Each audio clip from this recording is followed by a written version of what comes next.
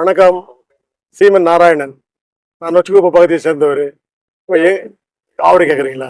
ஆமாம், என் பேர் கபடி மாறன். மழை மற்ற ஊர் மீனவ கிராமத்தின் சார்ந்த ஒரு பொறுப்பாளர். நிறைய சூரட்டிகள் ஒட்டி இருக்கு. சீமான் அவர்களுக்கு நன்றி. அவர் அறிக்கை வச்சிருக்காரு. நன்றின்னு தெரிவித்து நிறைய இடங்கள்ல பதாகை, அதாவது சூரட்டிகள் ஒட்டியிருந்தாங்க. அதை நான் போய் பார்த்து எடுத்திருக்கேன். இதை பத்தி கொஞ்சம் விளக்கமா ஏதாவது சொல்லுங்க. வணக்கம். முள்ளிக்குப்பம் முழுமலாக சார்ந்த கிராமம் பார்த்தீங்கன்னா காலமாக வசிக்கிறாங்க. இல்லைன்னா காமராஜ் ஆட்சி காலத்துல குடிசை மாட்டு வாரியம் கட்டி கொடுத்தாங்க. அதுக்கு பிறகு அவங்க இந்திய ஆட்சி காலத்துல குடிசை மாட்டு கட்டினாங்க. அந்த குடிசை மாட்டுலாம் வாழ்ந்துருக்காங்க.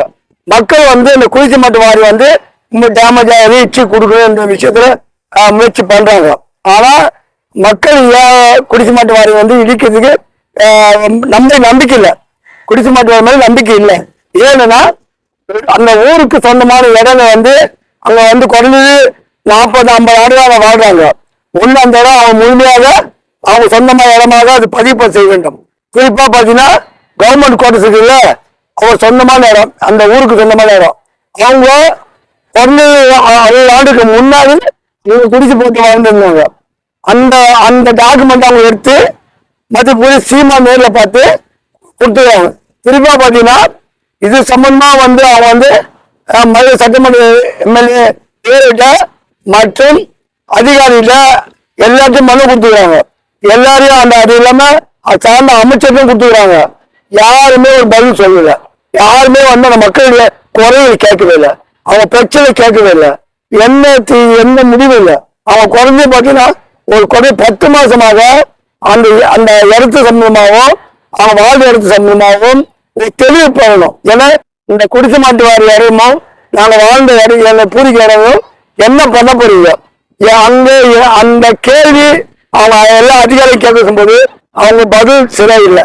காரணம் பார்த்தீங்கன்னா இப்ப இருக்க சிங்கார சொந்தமான இடம், அந்த முள்ளிக்குப்பம் மூலியமா சொந்தமான இடமான அந்த அரசு குடியிருப்புல அவங்க அரசு வணிக வளம் கட்டி போயிருக்காங்க. சிங்கப்பூர் போல வணிக வளம். இங்கே மக்கள் நெருக்கமாக அதிகமாக வாழ்றாங்க. கடற்கரை என்பது எப்போ வேணாலும் நீர்மட்டம் அதிகமாகும், கடல் மட்டம் அதிகமாகும். குறிப்பா 500 மீட்டர் மேல அழிவு ஏற்படுன்றான். அவங்களுக்கு ஒரு மோசமான கடற்கரை அழிவும், குறிப்பா வருஷம் மட்டும் இந்த அழிவு இருக்குன்றாங்க. இது யார் சொல்றது? தமிழக அரசு தான் தெளிவுபடுத்துது. ஆனா மீனவ சொந்தமான இடத்த, மீனவ பயன்படக்கூடிய இடத்த இங்க சிங்கப்பூர் போல் வணிக வளம் கட்டி அங்க ஒரு நெருக்கமான மக்களே நெருக்கமான உருவாக்கினா அங்க மக்கள் வாழ முடியுமா? அது இல்லாம அது அந்த ஊருக்கு சொந்தமான அந்த மீனவ கிராமத்துக்கு சொந்தமான இடத்தை அவர்கள் அதுக்கான டாக்குமெண்ட் எடுத்துக்காக வச்சுக்கிறாங்க. அதுக்கான வேலையை முயற்சி பண்ணி எல்லாருக்கும் மனு கொடுத்துறாங்க. அரசு அதிகாரிகள் எந்த நாட்டிலும் இருக்கட்டும், எந்த மாநிலம் இருக்கட்டும், யாருமே ஒரு மக்கள் போராடினாங்கன்னா அந்த போராட்டத்துக்கு செவிசாய்ச்சி அந்த மக்கள் நேரடியாக அணுகி இந்த பிரச்சனை என்ன, இந்த நியாயமான கோரிக்கை என்ன, இந்த கோரிக்கை நியாயமா நியாயம் இல்லையா, சரியா சரியில்லை என்று கேள்வி கேட்டுட்டு அதை முடிவு பண்ணும். ஆனா இந்த அரசு அதுக்கான வேலைகள் செய்யவே இல்லை. குறிப்பா உங்களுக்கு தெரியும், லட்சத்துக்கு ஒரு வீடு விஷயமா 3 ஆண்டுகள் போராடுறாங்க. அந்த போராட்டமே கவனம் செலுத்தாத இந்த அரசு அவங்க 10 மாசம் போராடுறாங்க, பார்க்கவே இல்லை. அதாவது அவங்க என்ன பண்றாங்க, சீமான் நம்புறாங்க. சீமான் நேர்ல போய் சீமான போய் ஒரு மனு கொடுத்து ஐயா நான் கடல் சார்ந்த இடம் மீனவ சொந்தம், நாங்க பாரம்பரிய வசிக்கிறோம், பல தலைமுறை வசிக்கிறோம், ஆங்கில ஆட்சி கூட எந்த நெருக்கடி இல்லை. ஆனா சுதந்திர இந்தியாவில் எங்களுக்கு நெருக்கடி கொடுத்து தொல்லை கொடுக்கும் இந்த ஆட்சியாருக்கு எங்களுக்கு நீதி கிடைக்க வேண்டும்.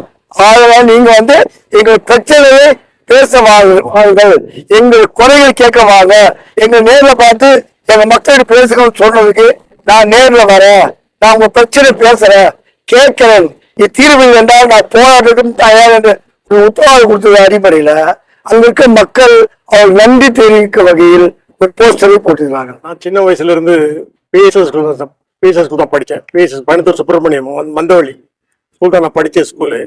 அந்த நேரத்தில் 41N ஒரே ஒரு பஸ் தான் போகும் மந்தவள்ளி. அந்த நேரத்துல அப்படிலாம் போக வசதி இல்லை, ரொம்ப ஏழைங்க அப்போ என்ன பண்ணுவேன், நடந்து பட்டின பக்கம் வழியா பட்டின பக்கம் வழியா தான் போவேன் நாங்க. அப்போ அங்க ஹவுசிங் போர்டு வீட்டுக்கு எங்களுக்காக தான் மீனவர்களுக்காக கட்டினாங்க. அப்போ நினைவு சின்ன பழைய ஹவுசிங் போர்டு போட்டோல இருக்கு சார், பழைய அந்த போட்டோலாம் இப்போ எங்க கிட்ட இல்லை.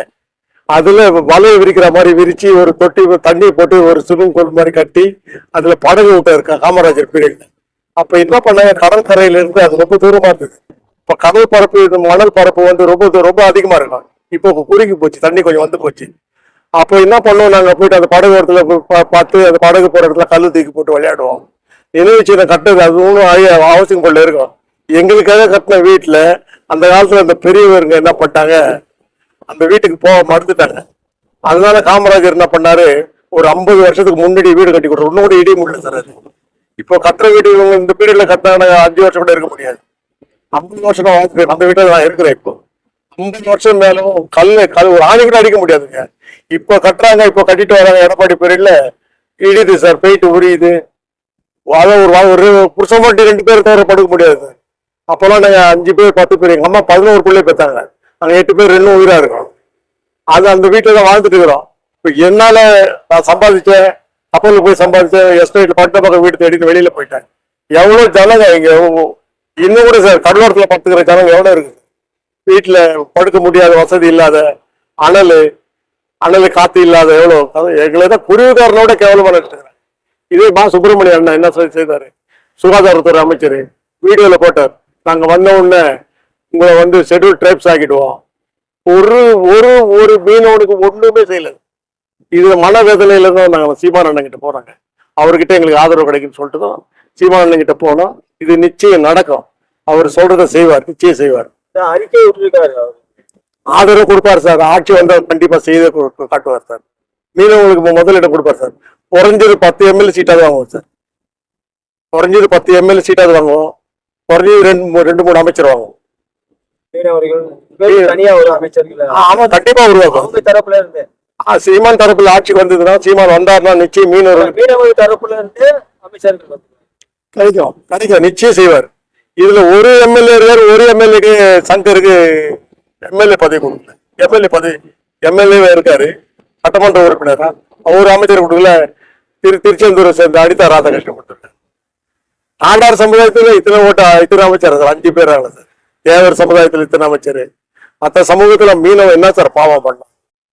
மீனவன் என்ன பாவம் பண்ணான்? உனக்கு குறைச்சி வந்த காலத்துல சிங்காரவேலர் விட்டுட்டு ஜீவரத்தர், பாக்ஸர் சுந்தர்ராஜ், இத்தேரி முத்து, நபடாராஜ், மதியானங்கப்பா, லம்பாராஜி எல்லாம் திமுக தான் சார்.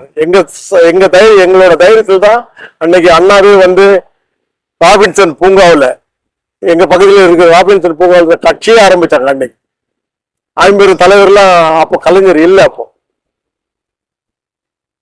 இதெல்லாம் நினைச்சா ரொம்ப வேதனை சார். எங்க சமூகத்தை ரொம்ப கேவலமா மதிக்கிறாங்க. ரொம்ப, அதாவது மற்ற சமூகத்தை மதிக்கிற மாதிரி மதிக்கவே மாட்டாங்க. கலைஞர்ல இருந்ததே சொல்றேன், ஒண்ணுமே இல்லை. நாங்களாம் சார் எங்க வீடு அந்த காலத்துல ஒரு மளிகை கடை வாடகை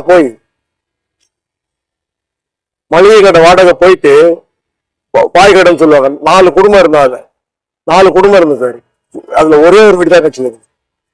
ஒரு வீடு, அதுல எங்க அம்மா 10 பிள்ளை போயிட்டு அதுலயே வாழ்ந்தோம். இன்ன வரைக்கும் வாருங்க, எனக்கு வீடே இல்லை, வெளியில போயிட்டோம். எங்க தம்பிக்கு 3 பேர் வெளியில போயிட்டாங்க.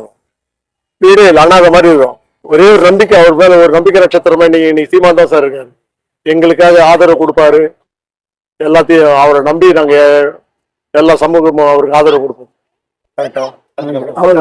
உங்களை வந்து வேற கேள்வியோட நான் உங்களை தனித்தனியா நேர்காணல். சரி, நன்றி.